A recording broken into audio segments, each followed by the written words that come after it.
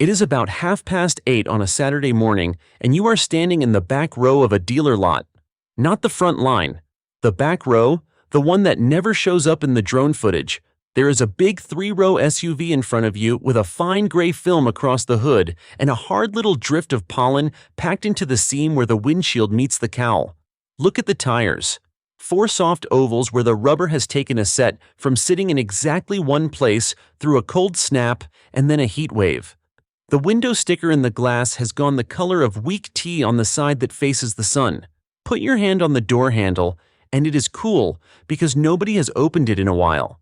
That truck has been sitting there since before the leaves came back. Now, the title of this video says nobody wants these 15 SUVs. And I am going to do something a little unusual, which is tell you in the first 2 minutes that the title is wrong instead of stringing you along for 25 and hoping you do not notice on the way out. Nobody wants them is not what a full lot means. It is almost never what a full lot means. Plenty of people want a Wrangler. Plenty of people want a Grand Wagoneer.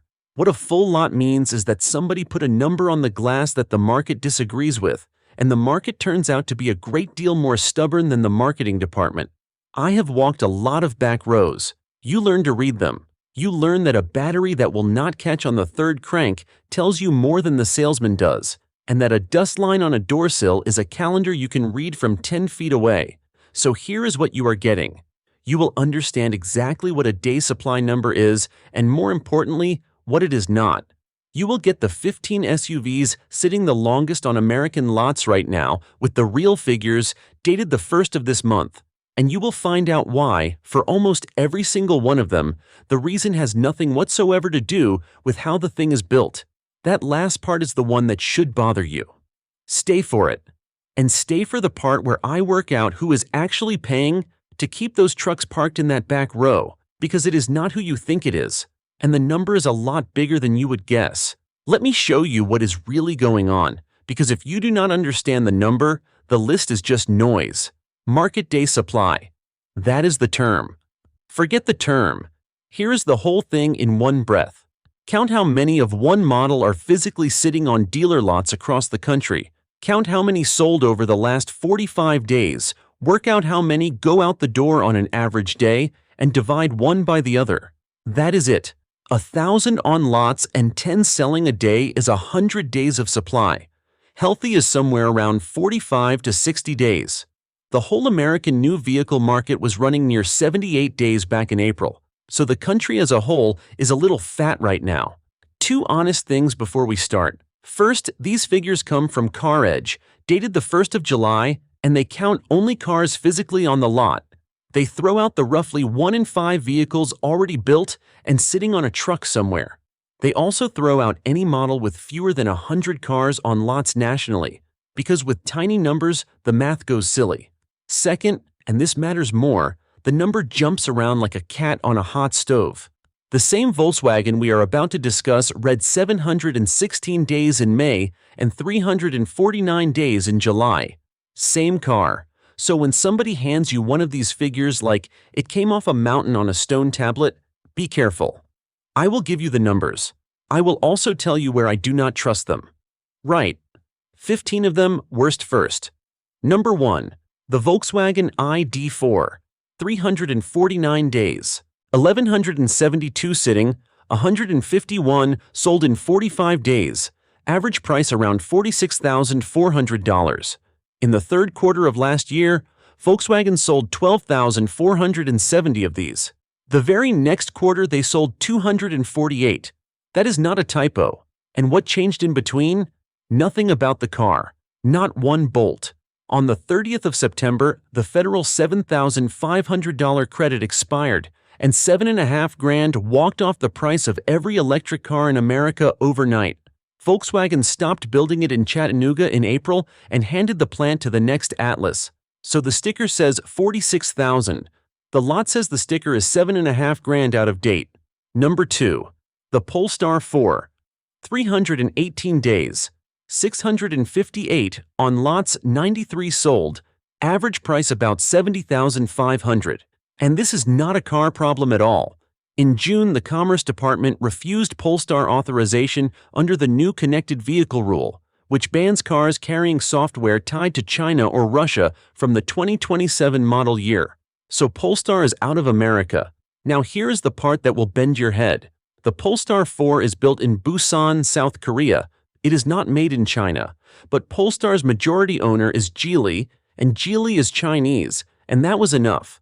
Volvo has the same owner, applied in May, and got waived straight through. So Polestar is clearing the shelves. $25,000 off this month. 318 days is not the market saying this car is bad. It is the market saying this car has been deported. Number 3. The Audi SQ7. 255 days. 402 on lots, 71 sold.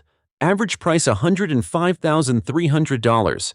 And it is a 4-liter twin-turbo V8. 500 horsepower. 568 pound-feet. 0 to 60 in 3.9 seconds with 7 seats in it. So why is it out there collecting pollen? Because it is $100,000, it drinks 17 miles to the gallon, the Q7 underneath it is coming up on 10 years old with a replacement due, and the number of Americans who want a 500 horsepower 583 row at that price is a small club. Audi built more than the club needed. The engineering did not fail. The forecast did. Number 4. The Maserati Grecale. 233 days. 249 on lots. 48 sold in 45 days, which is about 1 a day for the entire United States. Average price $95,889. But the Grecale is not the story. Maserati is. Last year, Maserati sold 7,900 cars worldwide. The whole brand, down about 30%, and their worst year since 2012. Ferrari sold 13,640 last year and Lamborghini 10,747, and both outsold Maserati while charging 2 and 3 times the money. Buried inside Stellantis's €22.3 billion net loss was €613 million of write-downs against Maserati's platforms. The company wrote down the value of Maserati's own bones, on purpose in public. It is sitting because the badge on the nose no longer has an address. Number 5. The Jeep Wrangler, 2-door. 230 days. 8,020 on lots, 1,567 sold. Average price $41,729. This is my favorite one because it is the clearest proof that the title is nonsense. The Wrangler is not unwanted. Jeep sold 167,322 Wranglers last year, up 11%. What has 230 days of supply is the 2-door, just the short one. Almost everybody buys the 4-door because almost everybody eventually has to put something in the back. So dealers stock a few 2-doors because they look terrific parked out front, and then they sit. Jeep cut prices across the range this year, but the 2-door Willys went the other way, up from $40,190 to $42,715. It is not a bad truck. It is a body style. Number 6. The Alfa Romeo Stelvio. 229 days. And a second number that is worse. 36 sold in 45 days, which makes the Stelvio the lowest volume new vehicle in America. The lowest volume vehicle on sale of anything. 183 on lots, average price $57,967. And it drives beautifully. 2-liter turbo 4, 280 horsepower, 0 to 60 in 5.5. It is also fundamentally from 2015. That is the design. The replacement was due last year, got yanked back into development, and Alfa's boss now says they need another 2 years to re-engineer it around a gas engine. The lot is not rejecting the Stelvio. The lot is rejecting the calendar. Number 7. The Buick Envision. 227 days. 13,373 on lots, 2,648 sold. Average price $46,293. This one is pure policy. The Envision is built at a plant in Shanghai and shipped here. 88% of its parts are Chinese, including the transmission, and it carries a combined tariff of about 47.5%. 2.5% of ordinary duty, 25% of Section 301, and another 20% stacked on top. So General Motors raised the price. Twice. Up about 4,500 in under a year. Fourth quarter sales fell 60.9%. Same SUV, same factory, same engineering. The only thing that changed was a number written down in an office in Washington. Number 8. The Jeep Grand Wagoneer. 215 days. 10,321. On lots 2,163 sold. Average price $77,842. Watch this one closely because it is the whole video in a single truck. For 2026, Jeep dropped the base Grand Wagoneer to $64,740 with destination. That is more than $20,000 cheaper than the year before. 20 grand in one model year. And it still sits for 215 days. Why? Look at that average selling price again. It is 13 grand above base. The cheap one is the ad. The lot is full of the expensive one. And the cut was not a gift either. The 540 horsepower Hurricane 6 is gone, replaced by the standard tune at 420. They cut the price, cut the content, and the lot still says no. Number 9. The Jeep Grand Wagoneer L. 204 days. 3,116. On lots, 688. Sold. Average price $83,053. The L is the long one, a foot more of it. And Edmunds worked out that the base L now costs about $35,000 less than the same truck did a year ago. $35,000. Off one vehicle, in one model year, and it still has 200 days of supply. That is not a discount. That is a company walking backwards out of a room, apologizing. Stellantis pushed these things up to 80 and 90,000 chasing Mercedes and BMW money. It did not work, and everything since has been the unwinding. Number 10. The Jeep Cherokee. 199 days. 15,699 on lots. That is the most units of anything on this list. 3,556 sold. Average price $39,820. And the thing is, it is brand new. Hybrid only now, a 1.6 turbo 4 with 2 electric motors, 37 miles to the gallon, over 500 miles on a tank. No plug.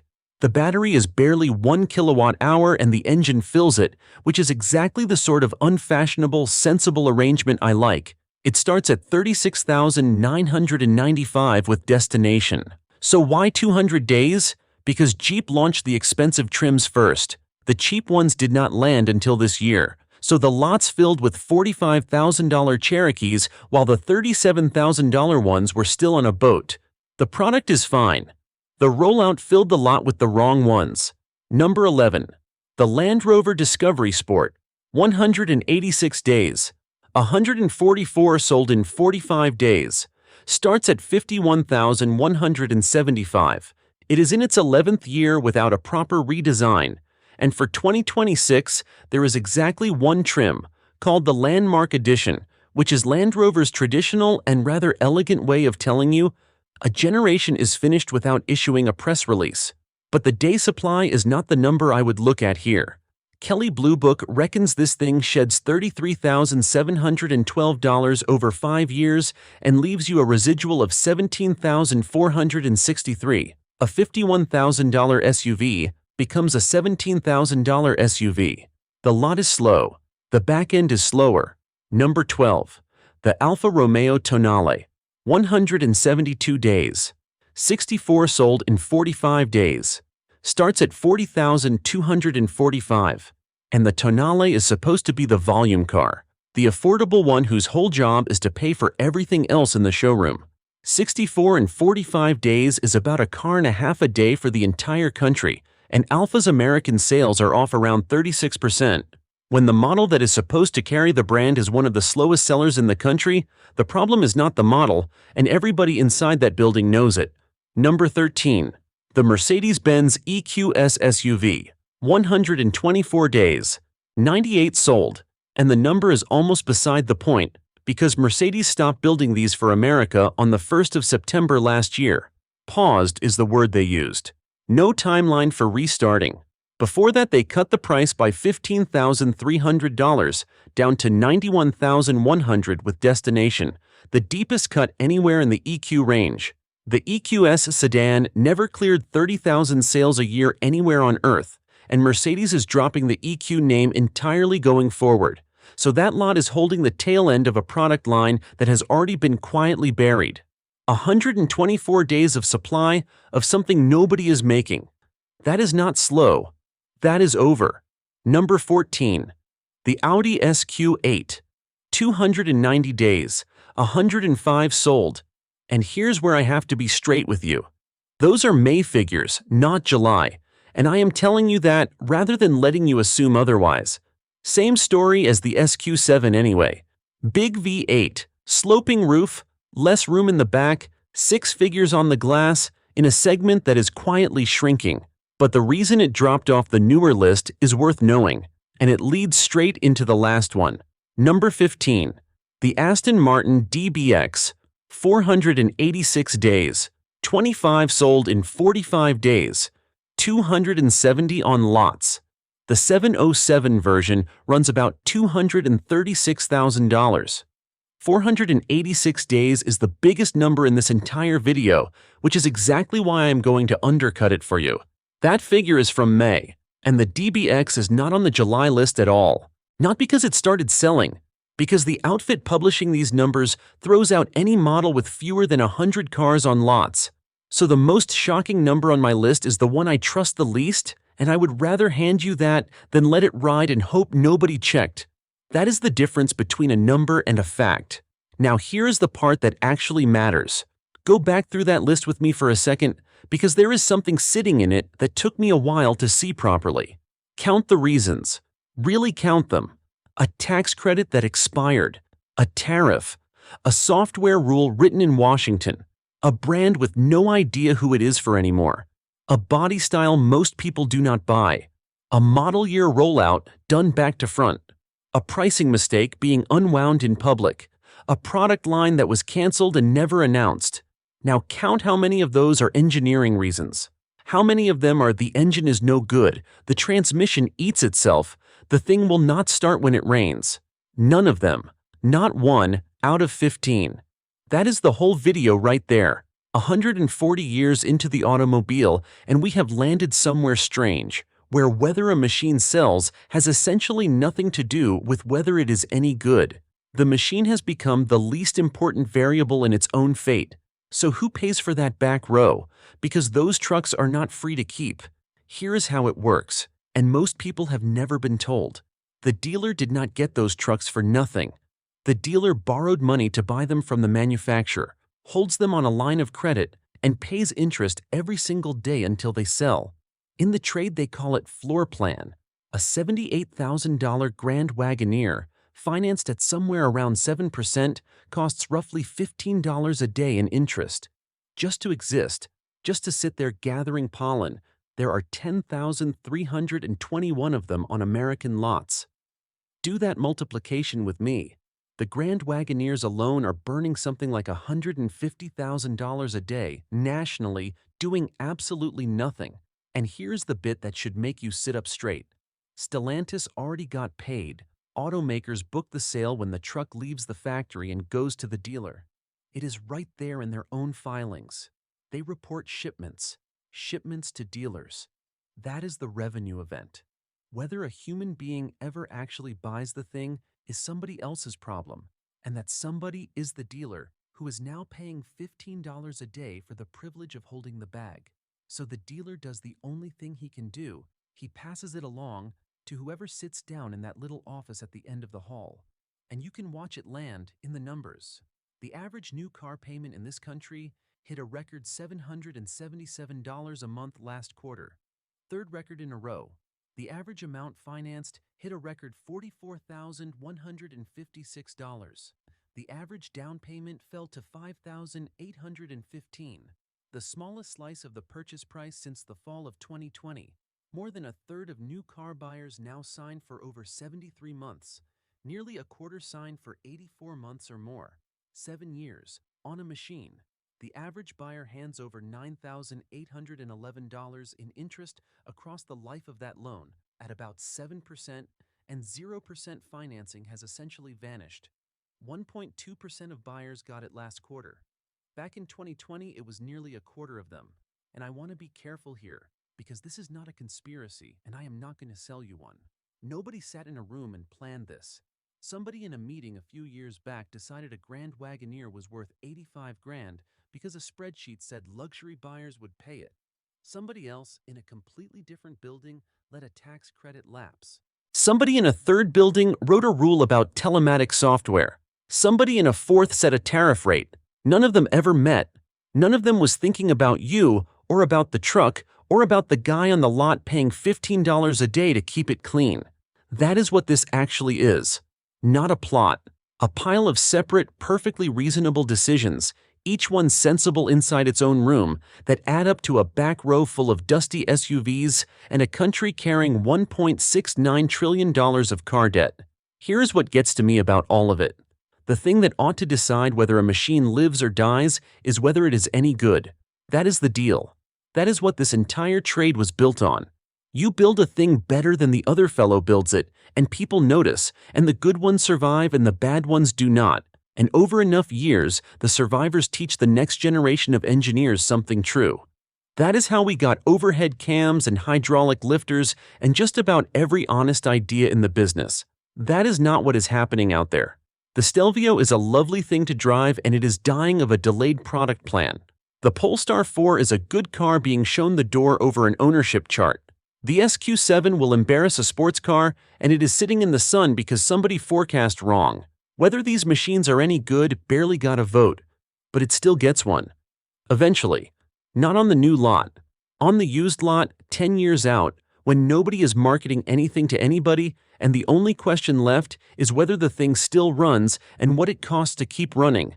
That number cannot be faked. You cannot tariff it. You cannot rebate it. You cannot put it in a television ad. It is just the honest, accumulated verdict of everybody who has ever had to fix one. That is the only number in this whole business that tells you the truth about the engineering. And it takes 10 years to hear it, which is exactly why nobody selling you a car this weekend wants to talk about it. So here is what I want you to actually do with this. 1. Before you set foot on a lot, look up the day supply on the thing you want. It is free and it takes 30 seconds. If it is over 200 days, the man across the desk is paying interest on that vehicle every day it sits there, and he knows the exact figure, and now you know it exists. 2. Do not ask about the model. Ask about the car. Ask how long that specific vehicle, that specific number on the windshield, has been on the property. A model can average 199 days, while the one you are standing next to is 300 days old, or 3 weeks old. The average is not the car. 3. Match your leverage to the reason, because this is where most people get it wrong. If it is sitting because of a tariff, like the Envision, the dealer can do nothing about that, and pushing him is a wasted Saturday. Go after the manufacturer's cash instead. If it is sitting because the product is finished, like the EQS SUV or the ID.4, then price is not your first question. Your first question is parts and warranty, and get the answer in writing. If it is sitting because they launched the loaded trims first, like the Cherokee, be patient and let the expensive ones rot. They will come down. 4, and this is the big one. Do not ever negotiate a monthly payment. That is the whole trick, right there. $777 a month sounds like a number a man can live with, right up until you find out it is bolted to 84 months and nearly $10,000 of interest. Negotiate the price of the vehicle, then the trade, then the money. One at a time in that order, and the moment anyone tries to blend two of them together, that is your tell. Do that, and here is what happens. Next time you walk past that back row, you will read it like a page. Dust on the hood, flat spots in the tires, a sticker gone the color of weak tea. You will know roughly what that truck costs the dealer every day just to keep breathing. You will know that he knows it too. And you will know that the only reason that number has ever worked against you is that nobody bothered to mention it existed. Now I want to hear from you, and I mean specifically. Tell me what is rotting on your local lot. Make, model, and how long the dust has been on it. And if you sell cars for a living, or you have ever run a lot, I especially want you down in that comment section because you know things I do not. What is the oldest unit sitting out there this morning, and what has the manufacturer actually done about it? Tell me your region too, because a truck that will not move for a year in one state disappears in a week in another. and I find that endlessly interesting. I read every single one of these comments. They are the reason I keep making these. Subscribe if you want the next one, because the next one has been sitting on my desk a long while and I am finally doing it properly. Filled for life, sealed for life, lifetime fluid. That is what it says in the owner's manual of an awful lot of automatic transmissions now, and there is no dipstick to argue with. So here is what I am going to show you. That same manufacturer will cheerfully sell you a bottle of fluid with a service interval printed right on the label for a transmission that is very nearly the same transmission. Whose life is filled for life talking about? Not yours, not the car's. And once you find out where that phrase actually came from and who picked it, you will never read a maintenance schedule the same way again. That one is next. Until then, do me one favor. Next time you drive past a dealership, look at the back row. Not the front line, the back. It will tell you more about the car business than every ad they have ever run.